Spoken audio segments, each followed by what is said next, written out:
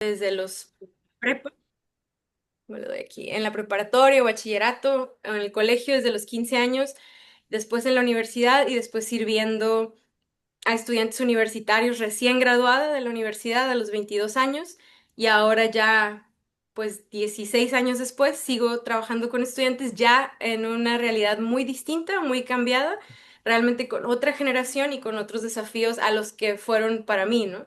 Entonces, y trabajo también con personas de, lógicamente, generaciones más menores, o sea, gente, estudiantes en sus veintes, pero también en un movimiento que es intergeneracional, ¿no? Con gente de otras generaciones también con más experiencia, ¿no? Mm. Entonces, es un poquito ahí donde estoy ubicada yo. Gracias, Alejandra. Y también, bueno, Valdir quiere presentarse, quiere contarnos algo de él y quiere también decirnos cómo representa él a su generación en esta mesa. Gracias, Miguel. Un privilegio estar acá con Alejandra, con Miguel y con tantos otros amigos, amigas que ahí están participando de este conversatorio. Veo algunos de los nombres y celebro cada uno de ustedes. Yo tengo más que 38 años, Miguel. Yo tengo más que 38 años. ¿No es verdad? Alejandra nos dijo de sus 38 años y de hecho, al pensar este webinar y este conversatorio sobre las nuevas generaciones, ¿no? Importante encontrar estos vínculos de conversación y celebro el hecho de que Alejandra y usted están acá, pero también tantos otros que mucho más jóvenes que Mm. están en esta conversación. Soy brasileño. Sileda y yo tenemos casi 50 años de matrimonio. Tenemos 4 hijos, varones, 7 nietos. Así que somos una familia extendida. Eh, Creo que, Miguel, en mi historia, importante mencionar que yo he tenido mucho la contribución, ¿no? Digamos, el impacto de la fraternidad teológica latinoamericana y de World Vision, División Mundial. Creo que son los dos cuerpos que me han formado. Y de hecho, cuando yo conocí la fraternidad teológica, yo era de una generación mucho más, yo era de la nueva generación. Y hubieron, ¿no? Algunos de los hermanos mayores que me invitaron, que me aceptaron, que me incluyeron, ¿no? Recuerdo especialmente a René y a Samuel, René Padilla, Samuel Escobar, Samuel que todavía, ¿no? Recordamos recién fallecido, así que está reciente en nuestra memoria. René un poco más tiempo que ya ha fallecido. Entonces, ellos me incluyeron, yo era de la nueva generación. Entonces, estar acá hoy es fantástico porque es tener estas memorias, ¿no? De una fe cristiana que incluye, es incluyente, una fe cristiana que le gusta al otro y de hecho una fe cristiana que le gusta a las nuevas generaciones, ¿no? Entonces, es un privilegio poder participar de este conversatorio. Gracias, Valdir. Yo también tengo 38 años, entonces estamos igual que Alejandra.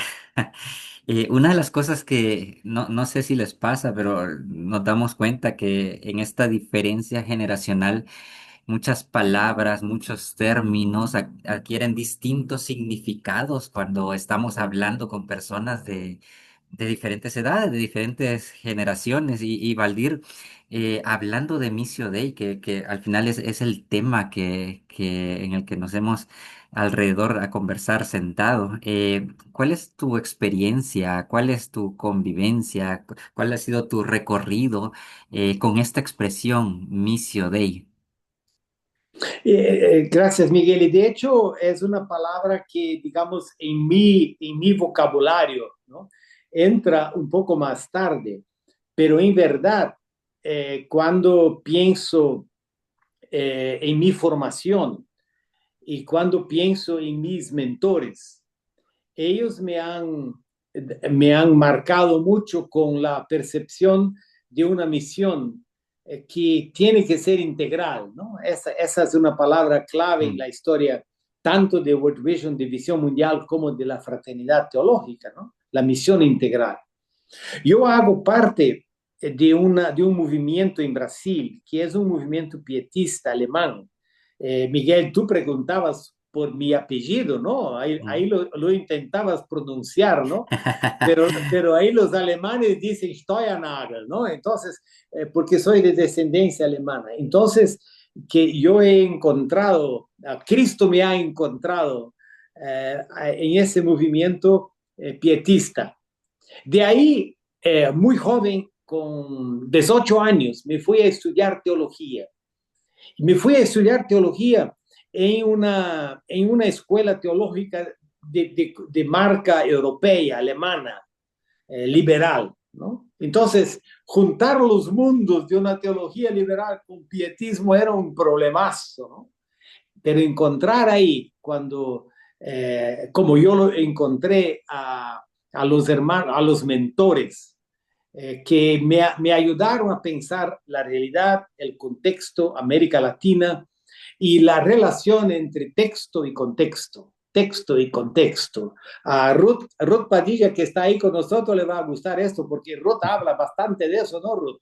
La relación entre el texto y el contexto. Y cuando hablamos de la Missio Dei, creo que hablamos de eso. Hablamos de que la misión de Dios es una misión que abarca todo el contexto de vida en el cual estamos involucrados, en la dimensión micro y macro, en la dimensión personal, comunitaria, institucional. Y eso es, digamos, la agenda de la Missio Dei. Todo el Evangelio para todos, donde quiera que esté. Y en el tercer Congreso Latinoamericano de Evangelización en Clave 3, el tema fue todo el Evangelio para todos los pueblos desde América Latina. Así que Missio Dei es un lenguaje hoy que expresa y abraza esta percepción de misión y espero que tengamos mucho más expresiones de estas en nuestro continente, en nuestras diferentes realidades, Miguel. Por ahí empezamos, ¿ah? Claro, claro, gracias, Valdir.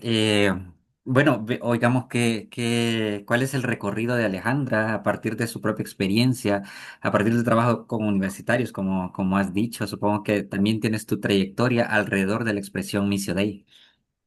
Sí, sí, cuando yo llegué a esto ya existía la expresión y no es para hacerle la broma a Valdir, pero ya estaba, ¿no?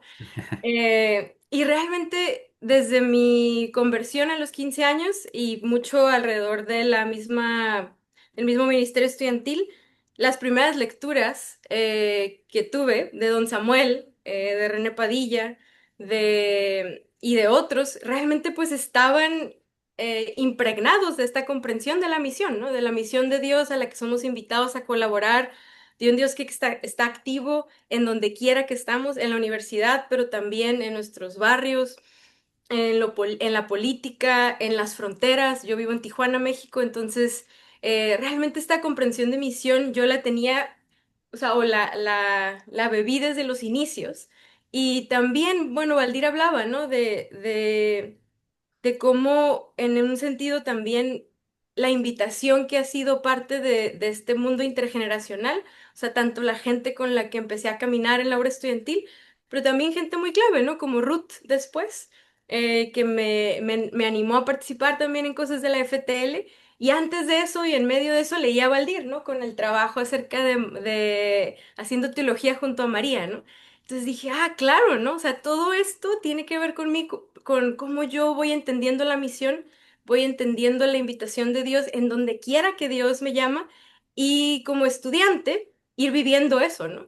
Y después ya también en mi propio caminar, también estudié historia en la universidad y después hice estudios teológicos en Canadá, en Regent, y seguir explorando también qué significa esta misión y cuáles son otras perspectivas. Y ahora en mis estudios doctorales, volver, ¿no? a este concepto y decir, bueno, ¿qué entendemos por misión para estas nuevas generaciones? Seguimos utilizando, ¿no?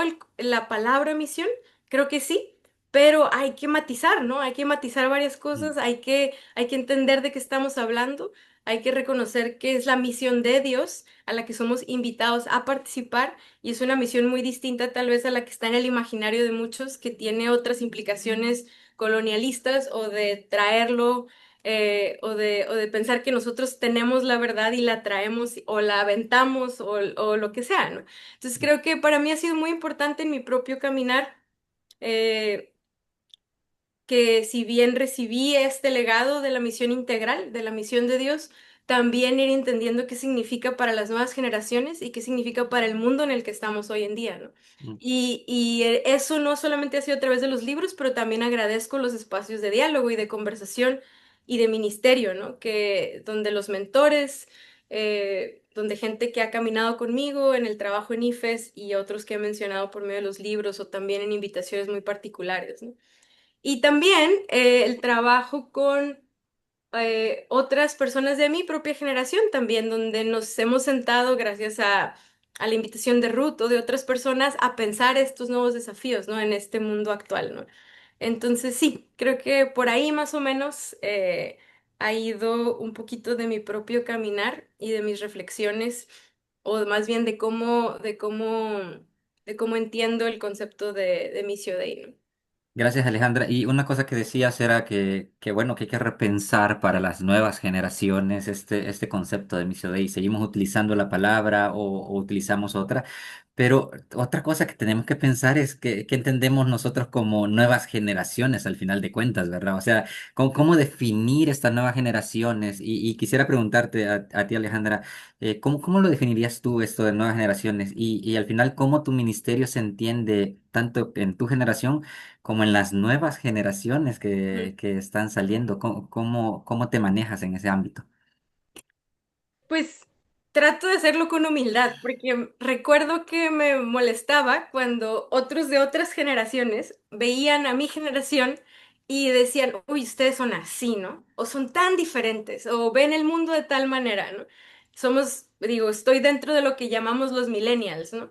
Entonces nos han tocado todas las crisis habidas y por haber a nivel económico y un montón de afectaciones y en varias cosas, ¿no? Y tenemos características que creo que muchas de ellas sí se traducen en muchas partes del mundo, o al menos yo lo veo con universitarios porque hay más similitudes. Eh, y entonces me costó cuando ya entonces la nueva generación ya no era mi generación, ¿no? Mm. Entonces, no, bueno, tú, Miguel, más o menos a lo mejor Estamos en esa ahí. crisis ahorita. Ajá, estamos ahí. Ya no somos la nueva generación, ya los estudiantes que están, o los que son la nueva generación, que están en la universidad o que están en sus veintes, pues ya podrían ser hijos de uno, ¿verdad? Entonces fue como, ay, o sea, es fuerte el cambio y realmente es muy distinto, ¿no? Entonces creo que la pandemia agudizó, me parece, algunas de esos cambios, en portugués, de esas mudanzas, y que me gusta porque creo que nos ayuda a pensar que realmente sí hay algo que cambió de lugar en un sentido. Em, y y he tratado por mi trabajo con otras generaciones de escuchar y de tratar de entender de qué se trata esto que es distinto y de no imponer lo que yo creo que son tal vez las definiciones de una nueva generación, sino junto con otros tratar de entender cuáles son los propios desafíos y cuáles son las propias preguntas y cuáles son realmente el nuevo mundo en el que habitan los que están en otro momento, ¿no? En otra edad. Entonces, y creo que eso ha sido a partir un poco de la reflexión de cómo yo sentía que otros nos veían a nosotros, ¿no? A mí en mi generación y cómo también yo misma busqué entender cuáles eran mis preguntas en medio de muchas otras agendas y cosas que estaban allí como muy presentes, ¿no? Entonces, por ejemplo, nosotros en mi generación, creo, empezamos a ver que algo, ¿no? Como la apologética. realmente no era la respuesta o no era la manera en que era más adecuado para responder algunas preguntas sobre la fe. El modelo combativo no calzaba tan bien, ¿no? Pero en otro momento creo que tuvo su lugar y las nuevas generaciones están también en otro lugar, ¿no? Entonces, para ellos, inclusive este tema de tener diferentes perspectivas y cómo convivir con ellas, ya ni siquiera es una pregunta, ¿no? Ya se habita en una realidad de varias narrativas. Y eso tiene sus ventajas y sus desventajas, ¿no? Entonces, cómo navegar esas diferencias, ¿no? Mm. Pues un poquito por ahí. Gracias. Y yo creo que esa es la idea de esta mesa, al final de cuentas, sentarnos y dialogar acerca de cómo cada uno de nosotros mira esta nueva generación, cómo podemos definirla y cómo convivir con ella. Así que, Valdir, ¿cuál es tu visión de la nueva generación? ¿Cómo pudieras describirla? Eh, Mira, más que describirla, quizás, Miguel, una de las preguntas es cómo sentirla, ¿no? Mm, Cómo discernirla. claro. Pero estaba pensando, Miguel, aún cuando hablamos de Missio Dei, ¿no? Missio Dei, en la comprensión de Missio Dei, es importante decir sí y es importante decir no. Decimos sí para una percepción y una comprensión de la misión de iglesia que abarca todas las diferentes generaciones, que no es particular de un grupo, Mm, pero una fe cristiana que nos ayuda a hacer transiciones, ¿no? Transiciones de edad, transiciones de contexto, de cultura, transiciones de generación, ¿no? En ese sentido, para mí, la fe cristiana es una fe joven, es una fe que invita, es una fe de continua busca, ¿no? Entonces, eso un poco está dentro de lo que entendemos por la missio Dei, ¿no? La missio Dei invita al otro. La missio Dei no busca jerarquías, busca la mesa, ¿no? Pero eso también implica que cuando hablamos de missio Dei, no habla, ¿cuál es el no nuestro? El no es para una comprensión jerárquica de la fe, para una percepción patriarcal de la fe, ¿no? Es un no para una percepción de la fe que no sabe dialogar, que no sabe construir puentes, ¿no? Y que entiende la fe como un paquete cerrado, ¿no? Y que las nuevas generaciones, por ejemplo, los viejos, como yo pienso que las nuevas generaciones tienen que aceptarlo, punto, ¿no? No, lo que nosotros creemos es un evangelio que invita, es un evangelio que genera espacio, es una mesa donde hay espacio. Y hoy por hoy es fundamental, ¿no?, que las nuevas generaciones estén.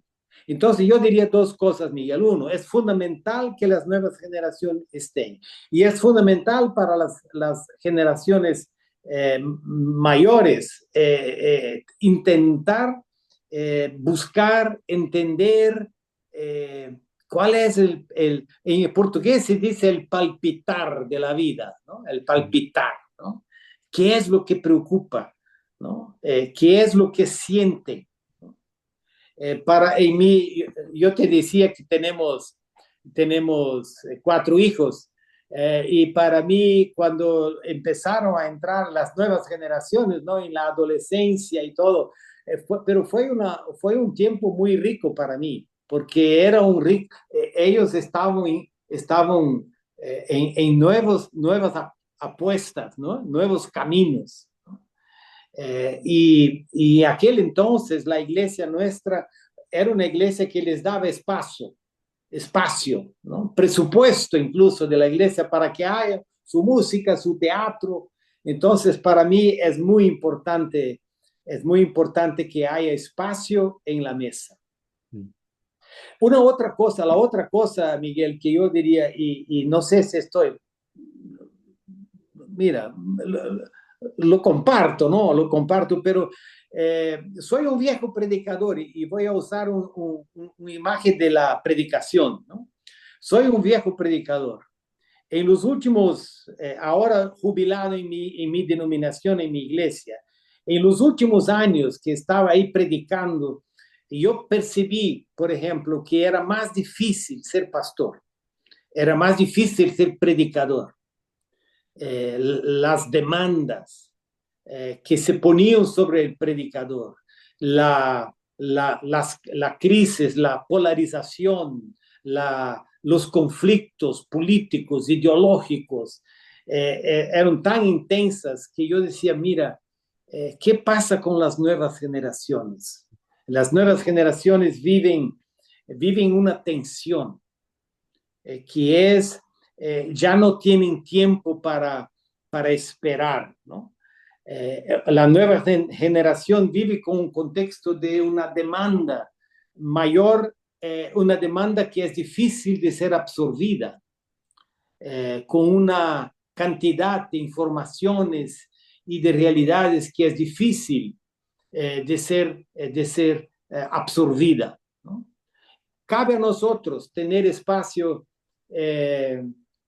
para escuchar a esta generación, para estar en la mesa con ellos, para que juntos pudiéramos hablar.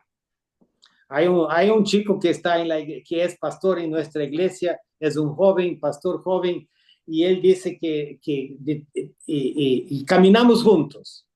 Entonces, a veces dice, mira, hoy voy a sacar el viejo para que tome sol. El viejo tiene que tomar sol. Entonces viene a mi casa, salimos los dos para caminar. Y al caminar, procuramos hablar, escuchar, ¿no? Y el domingo predicó en la iglesia. Yo estaba sentando, escuchándolo.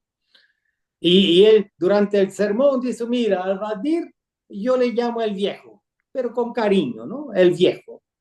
Pero eso creo que es el papel de nuestra generación. Espacio para encuentros, espacio para entender y espacio para sentir el espacio, la alegría y las demandas de las nuevas generaciones que creo son más intensas do que la mía. Gracias, Valdir.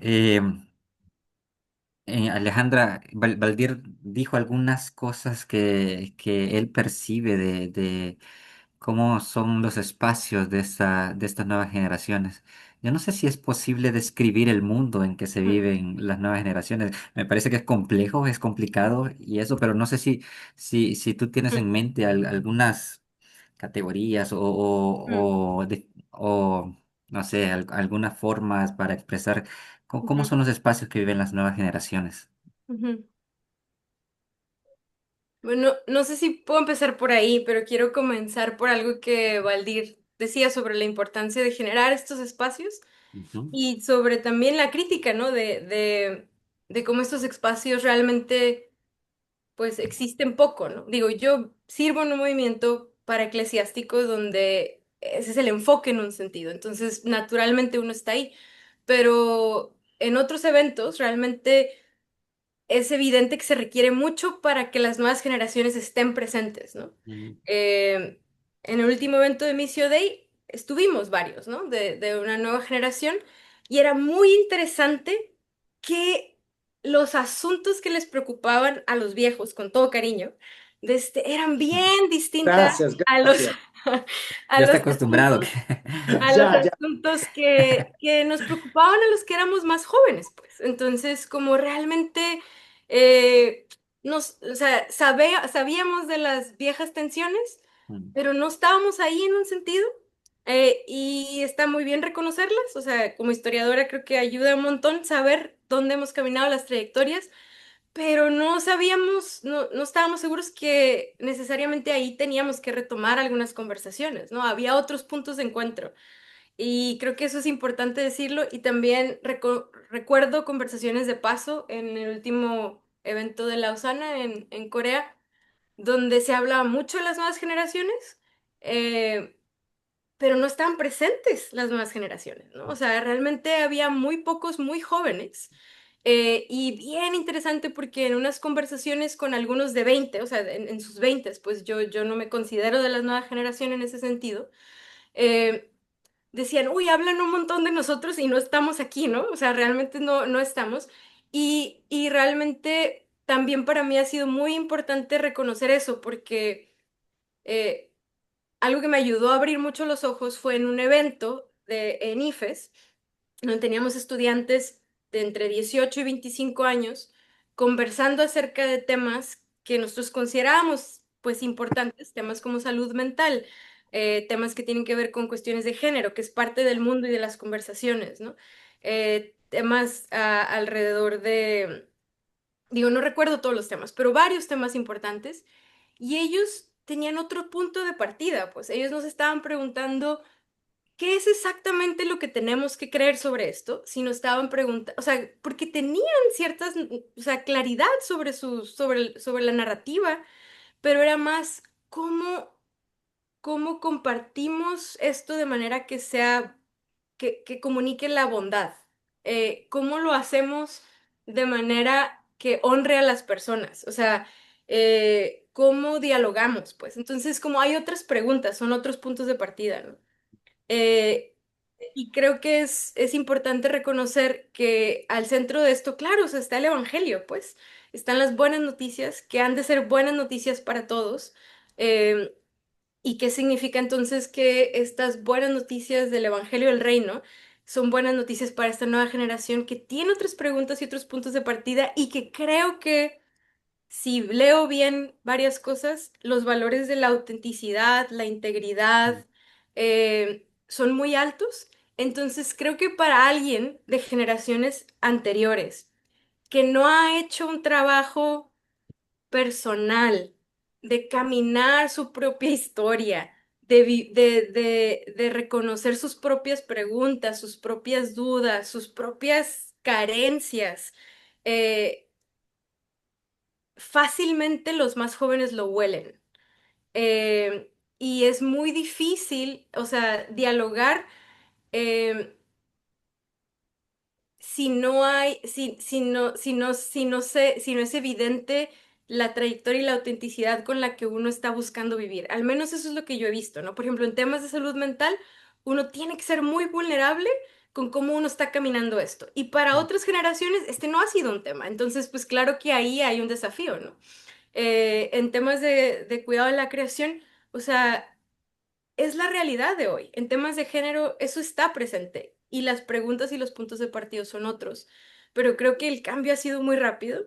Entonces creo que ahí, o sea, hay un desafío grande, pues, para entender qué mundo es el que estamos hoy. Pero yo no creo, yo creo que son las nuevas generaciones las que nos ayudan entonces a navegar y a caminar, ¿no? Entonces, pero también hay una gran necesidad de mentores. Entonces, digo, recuerdo este capítulo escrito por Don Samuel de un librito sobre, no recuerdo ahorita, pero creo que se llama algo sobre necesitamos mentores, ahorita se me fue, pero creo que eso sigue siendo una realidad décadas después, ¿no? Se necesitan mentores y eso las nuevas generaciones lo piden, pero realmente hay pocos que están dispuestos, ¿no? A brindar o a caminar, ¿no? Con las nuevas generaciones y entonces poder entender mejor cuáles son las realidades. Entonces no respondí a tu pregunta, Miguel, tal cual, Sí, no, tal vez pero creo Valdir me que doy responde. elementos, ¿no?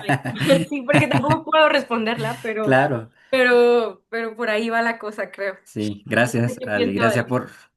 por esas directrices, esos puntos que nos ayudan a conectar con la realidad del mundo que las nuevas generaciones y nosotros mismos tenemos que transitar. Quizás no estamos muy conectados con muchos temas a veces, pero ellos sí lo están y nos tienen que enseñar. No sé, Valdir, si quisieras agregar algo acerca de esta descripción del mundo, desde tu perspectiva, cómo lo viven las nuevas generaciones. Bueno, claro, yo no puedo, ¿no? Responder cómo lo viven las nuevas generaciones Ujú, y Ale ha dicho algo muy importante, que de repente algunos de nos, por ejemplo, ¿no? Hablaste Ale del medio ambiente, ¿no? Que algunos de nosotros decían, mira, hay que poner eso en la agenda, la nueva generación va a decir, pero eso está en la agenda, ¿no? Entonces, un poco la necesidad de esta conversación intergeneracional. Pero yo iba a decir una otra cosa también, Miguel, que es eh, eh, el Evangelio nos enseña a leer el mundo, a leer el contexto, ¿no? Y yo estaba recordando, bueno, cuando uno se pone más viejo, cuenta historia, ¿no? Entonces, yo cuento historias, pero yo tenía 21 años cuando yo tuve la primera experiencia de estar como un mes en un programa de formación donde estaba René Padilla, Samuel Escobar y otros, Sandría. Entonces, yo aprendí con ellos que el Evangelio nos ayuda, nos enseña a leer la realidad, leer el mundo. Y eso para mí es hoy es un aprendizado teológico fundamental.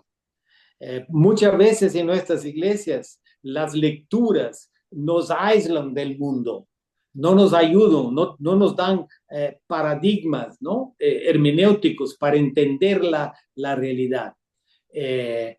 Pero nosotros en Missio Dei creemos que el Evangelio nos ayuda a entender el contexto en el cual vivimos. Yo les decía que yo vine de un ambiente pietista, pero cuando yo empecé a caminar dentro del universo de la realidad de la fraternidad de América Latina y con mis mentores, yo empecé a descubrir que había todo un otro mundo, que era el mundo de las dictaduras en la época, que era el mundo de la injusticia, que era el mundo de la pobreza abundante en ese contexto. Y entonces, para mí, descubrir que el Evangelio me lleva a leer el contexto, pero más que leer el contexto, es leerlo desde la perspectiva del gemido, ¿no? Pablo habla sobre eso, ¿no? El gemido del mundo, la realidad del sufrimiento, la injusticia. Entonces, que este evangelio fantástico nos ayuda a leer el mundo en el cual vivimos, ¿no? Y que este evangelio nos va a dar lentes para discernir el contexto en el cual vivimos y para el cual Dios nos llama desde la perspectiva de la necesidad humana. Así que, hermenéuticamente hablando, el Evangelio nos da una llave, por así decir, para entender el contexto y la realidad que vivimos, para que en ella podamos descubrir nuestra vocación. Y eso es fundamental también para las nuevas generaciones, ¿ves? Las nuevas generaciones descubriendo fantásticamente su vocación, su lugar, su espacio en ese mundo, y hacerlo desde la perspectiva del Evangelio, y hacerlo desde la perspectiva de la compasión, del amor, del servicio, del cuidado. Eso abre una ventana fantástica para las nuevas generaciones que viven en un contexto para mí muy complejo. Eh, Ale hablaba sobre el medio ambiente, hablaba sobre la cuestión de género, podíamos hablar sobre todo el nuevo autoritarismo que está creciendo en el mundo, la polarización, la gran polarización que vivimos, el sentimiento antimigrante que se está desarrollando, además de todo el mundo de la inteligencia artificial. Es decir, hay todo un menú sobre la mesa, que es un menú complejo, es un menú de mucho sufrimiento, es un menú de mucho dolor que vivimos en nuestro contexto y que el Evangelio nos ayuda a discernirlo, a abrazarlo y a vivirlo con gratitud, con la gratitud de la vocación. Gracias, gracias, Valdir. Estaba pensando, dijiste algo que podemos tener ciertos paradigmas bíblicos y teológicos que nos ayuden a dialogar con las demandas de la realidad actual de las generaciones.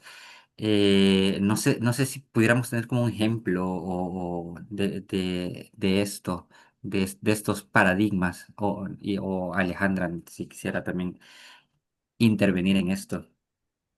Sí, vamos a llamar a Alejandra, ¿no? ¿Dónde está? Aquí Aquí ando, viene. aquí ando. Este, pues aquí hay un montón de cosas que se me ocurre, porque realmente, tomando lo que Valdir dice, o sea, creo que el Evangelio nos da el lugar para encontrarnos también con las nuevas preguntas. O sea, como realmente ha sido, creo que ha sido en mi trabajo en estos últimos años con mucha más conciencia de las nuevas preguntas y de las nuevas realidades y también con esta convicción del evangelio como un evangelio cósmico integral para toda la Mm, creación y también que tiene que ver con todo lo que estamos viviendo hoy. Entonces es como me acerco, ¿no? Y creo que o sea, hay varias cosas que podría mencionar, pero puedo mencionar el ejemplo de en mi trabajo en los últimos años en la ILC, junto a Josué Olmedo y otras personas, donde hemos trabajado con diferentes profesionistas, gente que está en la academia o buscando hacer trabajo allí. Hemos encontrado como algunos temas que se repiten y hemos encontrado algunos textos desde los evangelios que nos han ayudado o que nos han dado como nuevos paradigmas para poder entender las preguntas y las realidades, ¿no? Un ejemplo, Juan el Bautista donde lo tomamos, lo adoptamos nuestro, lo hicimos nuestro en un sentido, entre varios, porque nos ayudaba a ver cómo Juan, el profeta, el que anuncia, está lidiando también con preguntas acerca de la naturaleza misma del reino de Dios. Está lidiando con el sufrimiento ante la opresión por haber hablado la verdad. Está haciendo preguntas y Jesús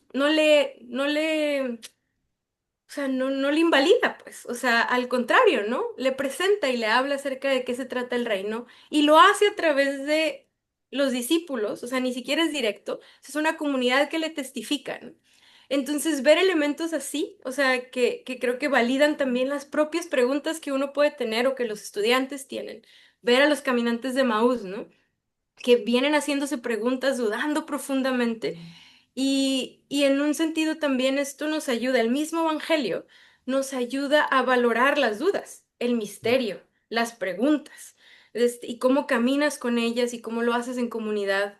Eh, y bueno, Valdir y yo también hablábamos, coincidíamos, ¿no? Lucas 10 o sea, o muchos otros pasajes, ¿no? Donde realmente los puntos de partida son otros y y queremos hablar de una misión también que es distinta y vemos en textos como estos que no se trata acerca de yo traigo la verdad y llego, sino llego y, y, y dejo que me abran la puerta y ahí es donde vivo en el contexto de la hospitalidad y traigo las buenas noticias, ¿no? Estos son otros modelos y qué lindo, o sea, que realmente es desde la escritura y el evangelio que podemos también ver esto con esta claridad.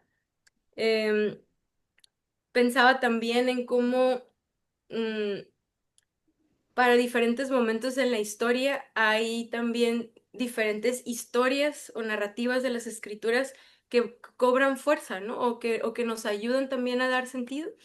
Entonces, como textos como el de Daniel, por ejemplo, ante el aumento de autoritarismos mm, y bestias en el poder, nos ayudan a ver qué significa resistir y a hacerlo con creatividad y en comunidad. Y tampoco es un apartarse del mundo. Entonces, ¿qué significa vivir como discípulos de Dios que somos radicales y a la vez, bueno, radicales en el buen sentido de la palabra, como se usa, y fieles, ¿no? Al Señor Entonces, no sé, creo que hay esta invitación donde creo que también las nuevas generaciones están acercándose y nos ayudan a ver cómo están leyendo la Biblia de nuevo en un nuevo contexto de pluralidad de narrativas e historias y nos también nos llevan y nos ayudan a ver lo que ven, ¿no? En el mismo estudio de las escrituras. Entonces, creo que para mí eso ha sido muy rico, muy enriquecedor, muy esperanzador. Y aquí, o sea, con lo que digo, cuento como algunos ejemplos o historias, ¿no? Que me han ayudado a caminar a mí, inclusive. Gracias, Alejandra. No sé si Valdir quisieras agregar. Todavía tenemos tiempo, Tenemos un par de minutos, sí. un par de minutos. Un Es par que 10. estaba recordando, hay un dicho africano que dice que los viejos perros ya no sirven para cazar, ¿se dice? Los nuevos conejos. Eh, y yo personalmente he determinado, ¿no? Para mí que dos palabras claves hoy para mí son escucha y discernimiento, ¿no? Escucha porque las escrituras, ellas son dinámicas y continuamente las escrituras nos llevan a una nueva o a una conversación participativa con la realidad y el contexto en el cual vivimos. Entonces, creo que hay que tener en cuenta los grandes desafíos del mundo de hoy, ¿no? Que tiene que ver, como hablamos hace poco, ¿no? Con el medio ambiente, con la cuestión de las migraciones, de género. Hay agendas muy, muy importantes. Y la pregunta es, ¿cuáles son las palabras que nacen por el Espíritu en nosotros? ¿Cuáles son los textos que nacen, que el Espíritu evoca en nosotros y que son fundamentales hoy, ¿no? Por ejemplo, sería muy interesante, ¿no? Tenemos un grupo grande de personas que están con nosotros, percibir, mira, ¿cuándo empezaron a escuchar algo sobre misión y cuáles fueron los textos bíblicos, los primeros textos, ¿no? Entonces, yo mismo soy hijo de una generación que escuchó mucho Mateo 28, Hechos 1:8, ¿no? Y que son textos que nos han ayudado a desarrollar toda una praxis misiológica que ha marcado a muchos de nosotros. Yo creo que en ese momento también necesitamos volver a la escucha de las escrituras. Y para mí, Ale lo mencionó, pero Lucas 10 ha sido un texto fundamental para mí, para este momento, porque nos da elementos que nos ayudan a reformular, a encontrar un lenguaje para nuestra vivencia misional hoy. Lucas 10 nos habla de la importancia del otro y la misión, caminar 2 a 2, ¿no? Por ejemplo. Entonces, la misión ya no es una cuestión de aventura, ¿no? La misión es un caminar conjunto. Lucas 10, y de repente tú que nos escuchas puedes ir ahí para ver si Lucas 10 está bien. Pero Lucas 10 habla de las casas. Los discípulos son enviados a estar en las casas, a ir en las casas, quedarse, comer con la gente. La mesa, la mesa, la mesa, ¿no? Entonces, Lucas 10 nos enseña a hacer preguntas. Por ejemplo, la pregunta de Lucas 10 es, ¿hay alguien enfermo en la casa? ¿No? Hacer preguntas. Muchas veces en nuestra historia estamos tan llenos de respuestas, ¿no? Y no preguntamos, ¿no? Hay que hacer preguntas. Entonces, ya sé, Miguel, me puedes mirar ahí como hay que terminarlo, hay que terminarlo. Pero Lucas 10 es rico, ¿no? Es rico que la misión es una vocación de una comunidad. La misión es una invitación para entrar y convivir en las casas, en las ciudades, como Lucas 10 habla. La misión es escucha el dolor de las casas, pregunta sobre desafíos, invitaciones. Y Lucas 10 habla, anuncien el reino de Dios. El reino de Dios. Y el reino de Dios pregunta por la vida de la gente. El reino de Dios transforma, cura, liberta, anuncia una nueva esperanza. Así que hay una nueva, ¿no? Digamos, la palabra de Dios es siempre nueva. Y creo que necesitamos como América Latina encontrar paradigmas que puedan rescatar el sentido de la misión Dei a partir del reino de Dios y hacer una conexión de fraternidad, de mesa, con el tiempo y el contexto que vivimos y con las nuevas generaciones. Ya se ha acabado mi tiempo, che. Gracias, Valdir, gracias. Gracias a los que también han colocado mensajes en el chat, han posteado libros, han posteado comentarios. Solo quiero leer uno de los últimos comentarios que tiene que ver con lo que estamos hablando. Dice un comentario, pareciera que la iglesia se ha quedado en una visión de la misión individualista, es decir, salvar al individuo de su condición espiritual perdida. Pareciera que las nuevas generaciones no conectan tanto con esa misión. Quizás necesitamos conectar esa pérdida personal con las grandes pérdidas colectivas que el pecado produce. Parece que ellos conectan más con estos males en nuestros contextos que con los otros que anteriormente se han enfatizado. Y me parece que resume mucho de lo que estamos hablando y lo que hemos dicho de las nuevas generaciones. Para ir terminando, como una forma de palabras finales de cada uno, me gustaría que pensáramos cómo las nuevas generaciones pueden comprender y entender que la misión de Dios forma parte de ellos, de sus vidas, de sus cotidianidades. Cómo ellos pueden entender la relación que existe entre su fe cristiana, entre su fe comunitaria que tienen con el contexto y la realidad que hemos descrito aquí y que viven diariamente y que lo sufren quizás diariamente y les toca transitar por estos caminos. Alejandra, no sé si podemos comenzar contestando esto a manera de conclusión. Si tienes ya algo, Valdir, dale. La voy a No, no, pensar. te estoy esperando, te estoy esperando. Em, no, o sea, no, yo pienso que,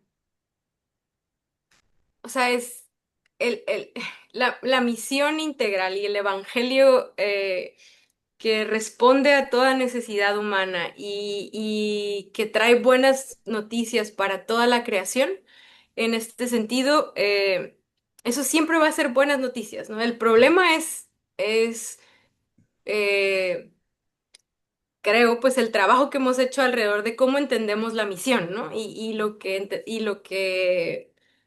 se vive, ¿no? Entonces, por ejemplo, ahí Jason dice, ¿no? O sea, como hay una pérdida aparentemente de la vinculación y la vigencia de la iglesia institucional en muchos contextos, ¿no?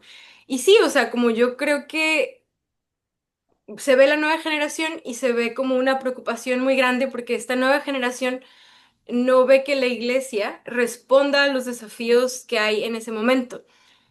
A mí no me preocupa, bueno, o sea, me preocupa poquito, pero realmente creo que es bueno porque, porque entonces hay una oportunidad de ver nuevas expresiones de lo que significa ser la iglesia y nuevas expresiones para vivir, o sea, la fe cristiana, que van a ser mucho más reales para la nueva generación.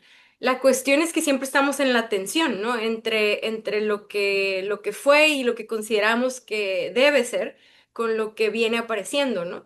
Y nuestra fe tiene ambos elementos, o sea, tiene elementos donde hay cosas que permanecen, pero hay muchas otras cosas que cambian, ¿no? Y que se mueven según el espíritu de vida sopla, ¿no?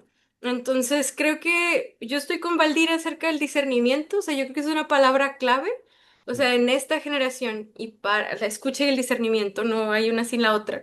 este, para poder reconocer cuáles son las maneras en que podemos vivir la fe de manera integrada, integral, la misión, que entonces se vuelve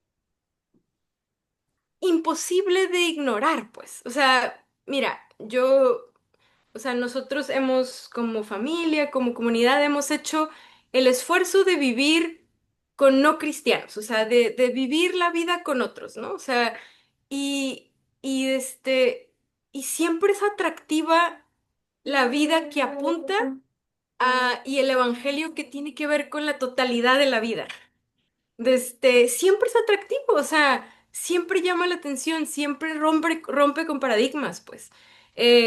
Entonces, pero claro, o sea, vivir eso requiere también que uno tiene que ser honesto, vulnerable, y las nuevas generaciones están ahí. Entonces, eh, cómo acompañar, ¿no? O sea, cómo discernir, cómo dejarnos incomodar y cómo reconocer que lo que funcionó ya no funciona. O sea, y lo que fue muy bueno, fue bueno en un momento, pero hay que buscar otras maneras porque las nuevas fronteras de misión son otras, pues. Y hay otras preguntas, hay otros dolores, ¿no? Entonces, y que eso no significa que estamos dejando a un lado lo más importante. Estamos trayendo al centro la misión de Dios y el evangelio del reino de Dios. Eh, y las nuevas generaciones también amamos al Señor y también necesitamos la confianza y la compañía de los más viejos, ¿no? Entonces, eso es importante, creo. Gracias, Alejandra. Valdir. Sí, ya estoy degustando acá. Ale dice que necesita la compañía de los más viejos, así que no estoy fuera, ¿no? Eh, pero a mí me gusta la palabra primavera. Primavera, por lo menos donde yo vivo, ahí en el sur de Brasil, después del invierno viene la primavera, ¿no? Las nuevas generaciones son como la primavera de la sociedad, ¿no? Son la vida de la sociedad, ¿no? Entonces, con los cuatro hijos, Miguel, yo estaba recordando que ahí de repente era mucha bulla en la casa, ¿no? Cuatro adolescentes y todos los cuatro adolescentes jóvenes, yo dije, no, ya no aguento este caos, ¿no? Pero entonces hubo un tiempo donde de repente se fueron, para uno para un lado, otro para otro lado, y la casa se quedó vacía, ¿no? Y yo decía, mira, pero ¿dónde están? ¿Dónde está la bulla? La nueva generación es primavera, es vida, ¿no? A mí también me gusta pensar mucho de que el Evangelio es un Evangelio que le encanta a las nuevas generaciones y que es un mensaje de las nuevas generaciones. Jesús tenía 30 años, che. ¿No? Jesús tenía 30 años y hoy estaba mirando, ¿no? Y iba de un sitio al otro, caminaba y ya no podía dormir, ya no tenía tiempo para comer. Es una vitalidad, ¿no? Entonces, el Evangelio tiene una vitalidad que establece una relación fantástica con las nuevas generaciones. Entonces, eh, para nosotros, los viejos, es importante no estar en el camino, ¿eh? Y para las iglesias, porque muchas veces las iglesias, en el caso de Brasil, en muchos sitios las iglesias son este espacio de la juventud, pero muchas veces son espacios jerárquicos, cerrados, ¿no? Nosotros con un grupo de amigos ahí trabajamos con líderes jóvenes por muchos años, ¿no? Con programas de mentoría, dirección espiritual, y era interesante que un gran problema que encontrábamos siempre de nuevo, era que estos líderes jóvenes tenían muchas veces dificultades con sus pastores, con sus presbíteros, porque no tenían espacio, ¿no? La iglesia que no tiene espacio para los jóvenes ya tiene dificultad para recibir al propio Jesús.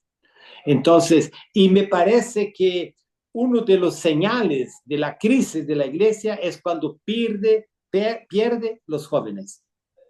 Entonces, hoy necesitamos de iglesias abiertas, de iglesias que puedan, que reciban las nuevas generaciones con sus preguntas, con la realidad compleja, con problemas muchos en términos incluso de salud mental, de desesperación profesional, relacional.